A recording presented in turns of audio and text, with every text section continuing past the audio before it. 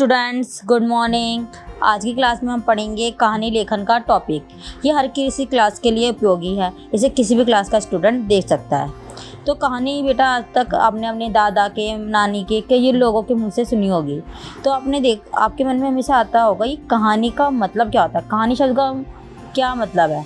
तो पहले ही हम यही जानते हैं। कहानी का मतलब होता है जब जीवन की किसी घटना का रोचक वर्णन किया जाता है उसे हम बोलते हैं कहानी। और जो ये कहानी लेखन है ये भी एक कला है जिसका अगर निरंतर अभ्यास किया जाए तो कोई भी व्यक्ति लेखक बन सकता है। बच्चों की सृजनात्मक क्षमता में वृद्धि करती है, जिससे बच्चे नई नई चीज़ों की खोज करता है तथा उसमें नया कुछ करने की जो क्षमता है वो जागृत होती है। तो इसलिए हम देखते हैं कि कहानी को लिखते समय हमें किन बातों का ध्यान रखना चाहिए। और अगर आप जब किसी कहानी को पढ़ते हो तो अगर आप देखोगे तो आपको ये सारे वो पॉइंट्स आपको उसमें मिलेंगे। तो स्टार्ट करते हैं इन पॉइंट्स को कि अगर हम कहानी लिखेंगे तो हमें किन किन पॉइंट्स का ध्यान रखना होगा। पहला, सबसे पहले कहानी की रूपरेखा बनाएं। रूपरेखा का मतलब होता है जिस तरीके से हम घर बनाने से पहले हम ये सोच लेते हैं, माइंड में नक्शा बना लेते हैं कि इधर किचन होगा, इधर वॉशरूम होगा, यानी कि हम जिस तरह की पूरी एक रूपरेखा बना लेते हैं उसी तरीके से कहानी लिखने से पहले हम उसके कुछ पॉइंट्स बनाते हैं जिनको इंक्लूड करके हम पूरी कहानी तैयार करते हैं। दूसरा, कहानी मनोरंजक होनी चाहिए कि अगर आपको ऐसी कोई सी भी कहानी सुनाई जाए जिसमें आपका इंटरेस्ट ना जागे तो उस कहानी का कोई मतलब नहीं होता और ना ही आप उसे सुनना चाहेंगे। तो इसी तरीके से जब भी आप कहानी लिखो तो वो हमेशा मनोरंजक होनी चाहिए जिससे उसे पढ़ने के लिए पाठक का मन करे। पाठक होता है पढ़ने वाला। कहानी का आरंभ रोचक एवं आकर्षक हो। कहानी का अगर स्टार्टिंग ही इंटरेस्टिंग होगी, रोचक होगी तो जिससे जो पाठक होगा उसके मन में जिज्ञासा बनी रहेगी और वो उससे आगे पढ़ने की कोशिश करेगा, जानने के बारे में रहेगा। जैसे अगर आप कोई सीरियल देखते हो उसमें अगर कोई अच्छा सीन आ रहता है तो आपके अंदर जिज्ञासा बनी रहती है ना कि कल क्या होगा। उसी तरीके से अगर आपकी कहानी इंटरेस्टिंग होती है तो वो जो पाठक होता है उसके मन में भी इच्छा रहती है कि आगे कहानी में क्या होगा उसे जानने की। कहानी हमेशा भूतकाल में लिखी जाती है। आपने अगर अभी जब भी अपनी दादी की नानी की मुँह से कहानी सुनी है तो आपने देखा होगा कि वो ज़्यादातर नहीं है भूतकाल के शब्दों का यूज़ करते थे। जैसे एक राजा था, उसके 4 पुत्र थे, उसका एक महल था। इस तरीके से करके तुम्हारी दादी कोई कहानी सुनाती होगी, वो हमेशा भूतकाल में ही सुनाती हैं। हाँ, ये ज़रूर हो सकता है कि जो पात्र हैं वो जो अपने वाक्य बोल रहे हैं, अपनी जो भूमिका निभा रहे हैं वो वर्तमान काल में हो सकती है। अब आप सोचोगे पात्र क्या होता है। पात्र होते हैं जो इस कहानी में भूमिका निभा रहे हैं कहानी में। फिर आता है कि वाक्य छोटे छोटे हैं एवं भाषा सरल हो। वाक्य है जब भी आप कहानी लिखो वाक्य उसमें छोटे लिखो और भाषा सरल लिखो जिससे पढ़ने वाले को वो अच्छे से समझ आ सके। क्या फ़ायदा अगर उसमें हम कठिन शब्द लिख दें और पाठक को समझ ही ना आए तो वो पढ़ेगा क्या। कहानी किसी उद्देश्य को लेकर लिखनी चाहिए। हमेशा ध्यान रखना, अगर कोई भी कहानी लिख रहे हो तो उसका कोई ना कोई उद्देश्य होना चाहिए। बिना उद्देश्य की कोई कहानी नहीं लिखी जानी चाहिए। शीर्षक छोटा एवं विषय से संबंधित होना चाहिए। शीर्षक हमेशा छोटा हो, हमेशा शब्दों में लिखना है, कभी वाक्यों में नहीं लिखा जाता शीर्षक। और शीर्षक जो भी हो आपका विषय से संबंधित होना चाहिए। अब क्रमबद्धता बनी रहनी चाहिए। क्रमबद्धता का मतलब होता है कि वाक्य नहीं है क्रमबद्ध तरीके से लगे होने चाहिए, सीरियल वाइज में हो, कि ये ना हो कि कोई सेंटेंस कहीं और जा रहा है, कोई सेंटेंस कहीं और जा रहा है। अगर आपको कहानी में इस तरीके से ऊपर नीचे करके वाक्य दे दी जाए तो आप कहानी को समझ नहीं पाओगे। ठीक है, तो इसलिए क्रमबद्धता का होना कहानी में बहुत ज़रूरी होता है।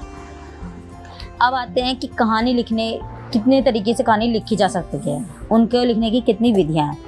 तो पहला है ये, कहानी विषय पर लिखी जा सकती है। अगर आपको कोई टॉपिक दे दिया, कोई विषय दे दिया तो आप उस पर भी कहानी लिख सकते हो। जैसे हमने दे दिया सच्ची मित्रता, तो आपको पूरी कहानी सच्ची मित्रता पे तैयार करनी होगी। शिक्षा पर सीधे भी लिखी जा सकती है। अगर आपको कोई शिक्षा दे दी गई, यानी कि नीचे की मेन लाइन दे देगी शिक्षा जो आपको सीख मिली और उस पर आपको कहानी लिखने के लिए दे दी जाए। जैसे लालच का फल बुरा होता है, ये आपको शिक्षा दी गई है तो आपको उस पर पूरी कहानी तैयार करनी होगी। चित्रों के आधार पर कहानी लिखना, यानी कि आपको कुछ पिक्चर्स दी गई हैं, उन पिक्चर्स के आधार पे आपको कहानी लिखना होगा। अब कहते हैं संकेतों के माध्यम से, कि संकेतों के माध्यम से भी कहानी लिखी जा सकती है कि आपको कुछ वाक्य दिए जाएंगे, कुछ पॉइंट दिए जाएंगे, उन पॉइंट्स को इंक्लूड करके, सारे पॉइंट्स को इंक्लूड करके आपको पूरी कहानी तैयार करनी होगी।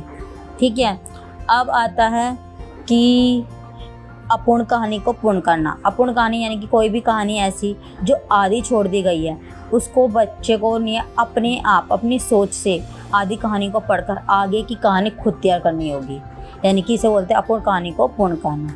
तो ये सारी इतने तरीके से कहानी लिखी जा सकती है। तो मैं आपको एक कहानी के द्वारा बताती हूँ कि आप सभी कहानी कैसे लिखेंगे। जब आप शीर्षक कोई भी लेंगे तो आपको वो शब्दों में लिखना होगा। जैसे मैंने लिखा है सुई का पेड़। अब हम स्टार्ट करते हैं इसकी कहानी को। एक समय की बात है, 2 भाई थे जो एक जंगल के नज़दीक रहते थे। बड़ा भाई अपने छोटे भाई के साथ बहुत बुरा व्यवहार करता था। उसका सारा खाना खा जाता था और उसके सभी अच्छे कपड़े भी ले लेता था। एक दिन बड़ा भाई बाजार में बेचने के लिए कुछ लकड़ियाँ इकट्ठा करने जंगल में गया। जैसे ही वे एक पेड़ से दूसरे पेड़ की शाखाएं काटकर आगे बढ़ा, उसकी मुलाकात एक जादुई पेड़ से हुई। पेड़ ने उससे कहा, हे दयालु महोदय, कृपया मेरी शाखाओं को ना काटे। यदि आप मुझे छोड़ देते हैं तो मैं आपको अपने सुनहरे सेब दूंगा। बड़ा भाई मान गया, लेकिन वे पेड़ द्वारा दिए गए सेबों की संख्या से निराश हो गया। उसकी लालच बढ़ गई थी और उसने पेड़ को डराया कि यदि पेड़ ने उसे और सेब नहीं दिए तो वो पूरी शाखाएं काट देगा।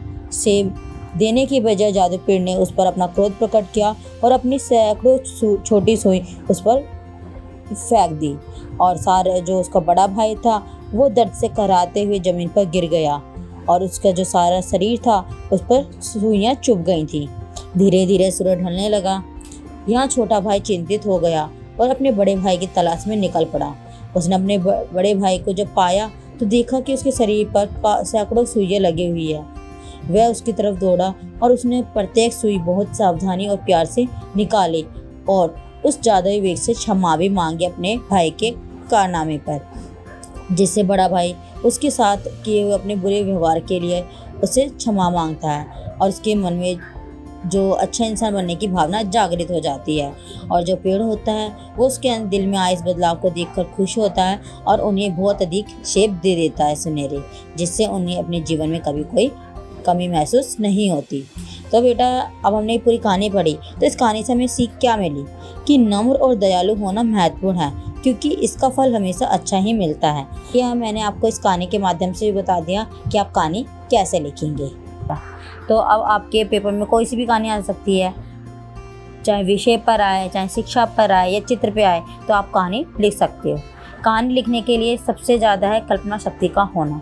जितना आप अच्छा सोच सकते हो उतना आपके लिए अच्छा रहेगा, क्योंकि कहानी लिखने के लिए कल्पना शक्ति सबसे मेन रहती है। तो आज हमने जाना है, आज की इस वीडियो में हमने जाना पूरा कहानी लेखन का टॉपिक। अगर आपको ये टॉपिक अच्छे समझ आया हो तो प्लीज़ मेरी वीडियो को लाइक करें, शेयर करें और मेरी वीडियो पर कमेंट करना ना भूलें। Thanks for watching.